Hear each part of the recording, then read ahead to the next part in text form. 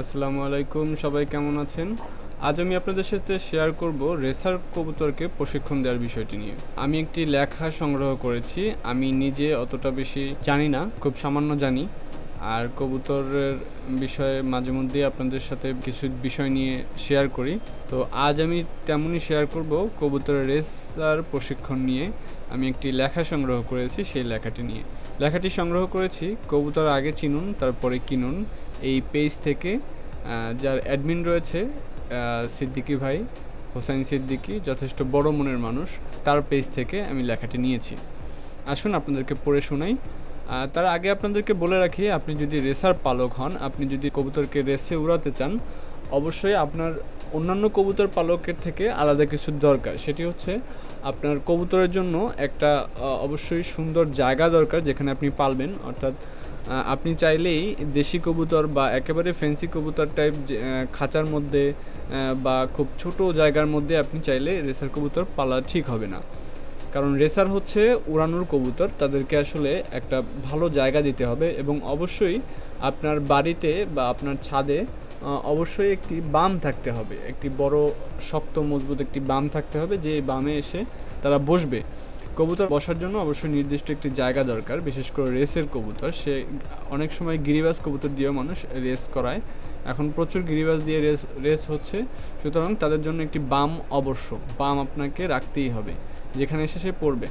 বাড়ির ছাদে বা আশেপাশে গাছের উপরে পড়লে সেটা তার জন্য নির্দিষ্ট জায়গা হয় না এবং সেটা অনেক সময় রেসে আপনাকে হারিয়ে দিতে পারে। দেখা গেল আপনার কবুতরটি আপনার বাসায় ফিরেছে কিন্তু সে আসলে আপনার বামে আসেনি, বা আপনি যেখান থেকে তার নাম্বারটি সংগ্রহ করতে পারবেন, তার রেসের নাম্বারটি, সেটি আপনি পাবেন না, কারণ সে দেখা যাবে কোনো গাছে বা কোনো বাড়ির ছাদে বসে আছে।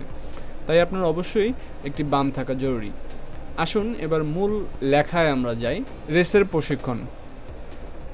কবুতরের দর্শক ক্লিয়ার হবার পর নিয়মিত গোসল করিয়ে কোনো একদিন সকালবেলা কবুতরগুলি ছাড়বেন। অর্থাৎ অবশ্যই কবুতরকে নিয়মিত গোসল করাবেন এবং পর ঝরার পর তো অবশ্যই সবগুলি পর ঝরে যাওয়ার পর কবুতর ছাড়ার পর তাদের সবাইকে বামে বসিয়ে রাখবেন। যেই বামের বিষয়টি এতক্ষণ আলাপ করলাম, কোনোভাবেই উড়াবেন না, কারণ অনেক দিন পর ছাড়ার কারণে তাদের পাখা ওড়ার জন্য ফিট থাকবে না ও তারা অনেক ভারী হয়ে থাকবে। যেহেতু আপনি অনেক দিন পরে ছাড়ার কথা আমরা এখানে বলছি, তাই কবুতরটি খাঁচায় থেকে বা বাসার মধ্যে থেকে অনেকটা ভারী হয়ে যাবে, সে ওড়ার জন্য আসলে ফিট থাকবে না। তো এই সময় আপনি যদি উড়ান, সে মানসিকভাবে একটু দুর্বল হয়ে যেতে পারে, সে জানবে যে সে অনেক ভারী, সে উঠতে অনেক কষ্ট হচ্ছে। এ সময় উড়ালে কবুতর আশেপাশে বিল্ডিংয়ে বসে অভ্যাস খারাপ হয়ে যাবে। যেহেতু সে বেশি উড়বে না, সে দেখা যাবে পাশের কোনো বিল্ডিংয়ে বসে আছে, তাই তার অভ্যাস খারাপ হয়ে যাবে। মনে রাখবেন, যত ভালো কবুতরই উড়ার কবুতর হোক, যদি একবার বিল্ডিংয়ে বসার অভ্যাস হয় তাহলে আর ভালো হবে না। অর্থাৎ সে যদি বিল্ডিংয়ে বা কোনো গাছে বসে তাহলে আর তার রেজাল্ট ভালো হওয়ার আশা খুব কমে যায়। 10 থেকে 15 দিন বামে বসিয়ে রোদ খাইয়ে হালকা করে নেবেন। এ সময় কবুতরের খাবারের তালিকায় ধানের পরিমাণটা বেশি রাখবেন।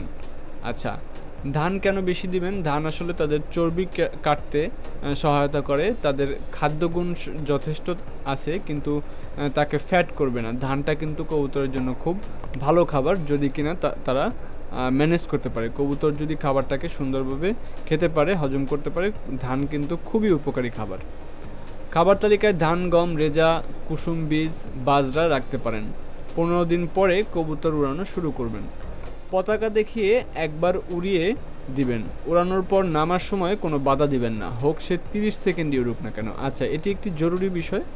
সেটি হচ্ছে উড়ানোর পর নামার সময় কোনো বাধা দিবেন না, সে 30 সেকেন্ড উড়ুক। অর্থাৎ প্রথম দিকে আপনি তাকে সে যদি খুব সামান্য ওড়ে, তাকে অবশ্যই বামে নামতে দিবেন, তাকে কোনো রকম বাধা দিবেন না, কারণ বামে যদি তাকে আপনি নামতে না দেন, সে কিন্তু আস্তে আস্তে আপনার উপরে একটা ভয় তার তৈরি হবে, সে পরবর্তীতে আর বামে নাও নামতে পারে। আপনার লক্ষ্য হবে কবুতর উড়ে যেন নির্দিষ্ট জায়গায় বসে, এটি আসলে খুব জরুরি। বাম সঠিকভাবে সেট হয়ে যাবার পর দিনে দিনে ওড়ার সময় বাড়াবেন। আচ্ছা, একটা বাঁশের মাথায় লাল শালু কাপড় বেঁধে পতাকার মতো বানিয়ে এটা দেখিয়ে কবুতর উড়াবেন। এটা আসলে খুব জরুরি। দেখা যায় তাদেরকে একবার উড়ানোর পরে অনেক সময় আপনি 4 দিন 5 দিন পরেও দেখা যাবে সেই অল্পই উঠছে, নিচে নেমে আসতে চায়। তখন আপনি যদি হাতে তালি দেন বা শব্দ করে তাদেরকে তাড়ান, হ্যাঁ তাড়াতে পারেন, কিন্তু এতে আবার অনেক সময় সাইড এফেক্ট আছে। দেখা গেল পাশের বিল্ডিংয়ে বা পাশের ফ্ল্যাটে কোনো বড় ভাই আছে, কোনো বাড়িওয়ালা এসেছে, ভাবতে পারে আপনি তার বাসার মেয়েকে বা তার কাউকে উত্ত্যক্ত করছেন কিনা, হয়তো অনেকেই এটাকে ভালোভাবে নাও নিতে পারে। তো আপনি তাদেরকে মুখে সামান্য শব্দ করে আপনি যদি সেই লাল কাপড় বাঁধা কোনো একটি ছিপা দিয়ে আপনি তাদেরকে উড়ানোর চেষ্টা করেন, তারা অনেক সময় উড়বে। ফ্লাই টাইম বাড়ানোর জন্য কবুতর নামার সময় পতাকা দিয়ে আবার উড়াবেন। আচ্ছা, এটা যেটা আমি একটু আগে বললাম, যখন নেমে যেতে চাবে কবুতরের ওই পতাকাটা দিয়ে তাদেরকে আবার উড়াবেন। গতকাল যদি 30 মিনিট উড়ে থাকে, তাহলে আজ আরও 10-20 মিনিট পতাকা দেখিয়ে উড়াবেন। আমার মনে হয় আরও 10-20 মিনিটই একেবারে 20 মিনিটটা বেশি হয়ে গেল, আরও 5 থেকে 10 মিনিট বেশি উড়ানো যেতে পারে। একদিনে আরও 20 মিনিট উড়ানোটা অনেক কষ্টকর হয়ে গেলেও যেতে পারে। এভাবে আস্তে আস্তে করে প্রতিদিন উড়ানোর সময় বাড়াবেন। যখন উড়ার সময় 1.5 থেকে 2 ঘন্টায় চলে যাবে, তখন উড়ে নামার পর হালকা নাস্তা দিবেন। আচ্ছা, এটা খুব জরুরি। কবুতরকে যদি নামার সাথে সাথে অল্প কিছু খাবার দেন, তাহলে হয় কি, ওরা যখন রেসে যাবে, অনেক দূরে যাবে, তখন ওরা জানবে যে আমি বাসায় ফিরলে পরে একটা খাবার পাবো, তাই সে হয়তো কোথাও খেতে নামবে না। অবশ্যই তাদেরকে পানি দেবেন নামার সাথে সাথে। পানিটা খেয়ে নিলে তারা ভাববে যে আচ্ছা, আমি উড়ে আসার পরে নামলে আমি পানি পাবো, তাই তারা এই বিষয়টি মাথায় রাখবে, তারা অন্য কোথাও নামবে না। নাস্তার তালিকায় ছোট খাবার যেমন তিসি, বাজরা, রেজা, পোলার খুদ দিবেন। সবগুলি আইটেম সমান পরিমাণ করে দিবেন। সকালে উড়ানোর সময় হবে সকাল 7টা। আচ্ছা, খুব ভোরে যদি তাদেরকে না উড়ান, তাহলে রোদ বেশি হয়ে গেলে তাদের উঠতে কষ্ট হতে পারে, নিঃশ্বাস নিতে কষ্ট হয়, গরম আবহাওয়ায় তারা উঠতে একটু অস্বস্তি ফিল করে, তাই খুব সকালে যদি পারেন তাদেরকে উড়াবেন। এতে করে আপনারও স্বাস্থ্য ভালো থাকবে। সকালবেলা ঘুম থেকে উঠে আপনি যদি নামাজ পড়ে তাদেরকে নিয়ে শুরু হয়ে যান, আপনার জন্য খুবই ভালো একটি দিন কাটবে। খুব ভোরে ঘুম থেকে উঠতে পারলে আসলে দিনটা অনেক বড় মনে হয়, অনেক কাজ করা যায় এবং অবশ্যই একটি ভালো দিন যায়। আমরা কেন যে তাড়াতাড়ি ঘুমানোর অভ্যাস করি না, আমি নিজেও খুব তাড়াতাড়ি ঘুমাতে পারি না, তবে চেষ্টা করছি ইদানিং। আশা করি আস্তে আস্তে পেরে যাবো। আপনারা সবাই চেষ্টা করবেন তাড়াতাড়ি ঘুমানোর জন্য। আচ্ছা, যাই হোক, দুপুর ঠিক 2টায় খাবার দিবেন। এটা একটা বিষয়, আপনি রুটিন মতো খাবার দিবেন। রুটিনে যখন তারা চলবে, আস্তে আস্তে ওড়ার সময় বাড়াতে বাড়াতে 3 ঘন্টায় ওড়ার সময় আসলে বুঝবেন আপনার কবুতর এখন রেস্ট দেওয়ার জন্য রেডি হয়েছে। আচ্ছা, এই যে বিষয়টি, আপনি তাদেরকে রুটিন মাফিক খাবার দিবেন, অর্থাৎ 2টার সময় হোক বা 3টা হোক, এক্স্যাক্ট টাইমে আপনি তাদেরকে প্রতিদিন খাবার দেওয়ার চেষ্টা করবেন। নিজে যদি কোনো দিন বাসায় নাও থাকেন, কাউকে দিয়ে অবশ্যই চেষ্টা করবেন ওই সেম টাইমে, অর্থাৎ 5 মিনিট 10 মিনিট এদিক ওদিক হতে পারে, যেন 2টা 5টায় না হয়, অর্থাৎ 2টা 4টায় না হয়, মানে 5 মিনিট 10 মিনিট এদিকে আগে পরে হতেই পারে কাজের প্রয়োজনে। তো কবুতর যখন মিনিমাম 3 থেকে 4 ঘন্টা উঠতে শুরু করবে, তখন আপনি ভাববেন যে আপনার কবুতর রেসের জন্য মোটামুটি রেডি হয়ে গেছে।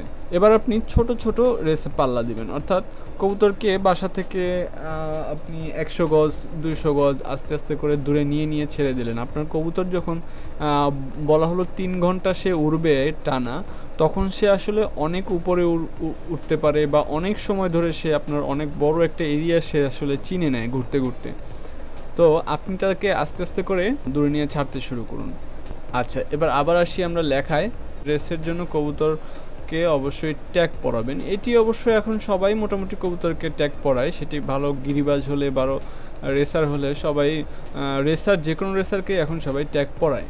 আচ্ছা, বাছাই করা কবুতর সকালবেলা 6টায় খাঁচায় ভরবেন। প্রথম দিন বাড়ি থেকে যে কোনো একদিকে 1 কিলোমিটার দূরে যখন সূর্য ভালোভাবে উঠবে, তখন খাঁচা থেকে কবুতরগুলি ছেড়ে দেবেন। আচ্ছা, আপনি যেন আবার খুব ভোরে কোথাও গিয়ে না ছাড়েন যখন কিনা সূর্যই ওঠে নাই, তখন হয়তো অনেক সময় দেখা যাবে আশেপাশের কোনো বিল্ডিংয়ে বসে যাবে, সেখানে কেউ তাদের ক্ষতি করতে পারে, বিড়াল থেকে শুরু করে, বা অন্য কবুতরের সাথে থাকলেও কিছু সময় তারা নষ্ট করলেও করতে পারে, বা কেউ অন্য কবুতর মালিক তাকে ধরেও রাখতে পারে। তাই চেষ্টা করবেন এমন একটা সময় কবুতরকে দূরে নিয়ে ছাড়ার জন্য যখন কিনা সকাল, আবার সূর্য অলরেডি উঠে গেছে, অর্থাৎ পরিপূর্ণ আলো আমরা দেখতে পাচ্ছি।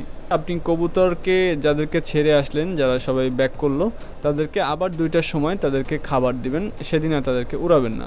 পরদিন আবার সেই স্পট হতে 2 কিলোমিটার সামনে বাসা থেকে 3 কিলোমিটার দূরে ছাড়বেন। আচ্ছা, সেটা হচ্ছে পরের দিন আরও বেশ কিছু জায়গা আপনি বাড়িয়ে নিয়ে তাদেরকে কবুতরকে ছাড়বেন। এরপর 5 কিলোমিটার, 10 কিলোমিটার, 15 কিলোমিটার এভাবে করে আস্তে আস্তে করে তাদেরকে দূরত্বটা বাড়াবেন। এবং যেটা হচ্ছে হোমা রেসারের ক্ষেত্রে আপনি সেটা 100 কিলোমিটার, 200 কিলোমিটার পর্যন্ত বাড়াতে পারেন। এখানে বলা আছে যে গিরিবাজের জন্য আসলে 50 কিলোমিটার পর্যন্ত আপনি বাড়াতে পারেন। তবে আমার জানা মতে এখন গিরিবাজও আরও অনেক দূর থেকে বাসায় ফেরে, এবং হোমা তো অবশ্যই আরও দূর থেকে বাসায় ফিরে।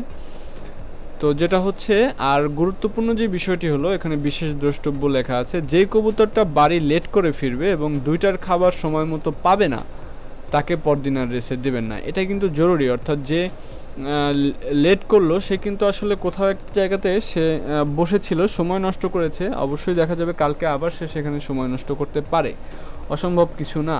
এবং সেই সময় নষ্ট করলে তাকে কেউ ধরেও রাখতে পারে, সুতরাং কবুতরটি আপনার নষ্ট হয়ে যেতে পারে।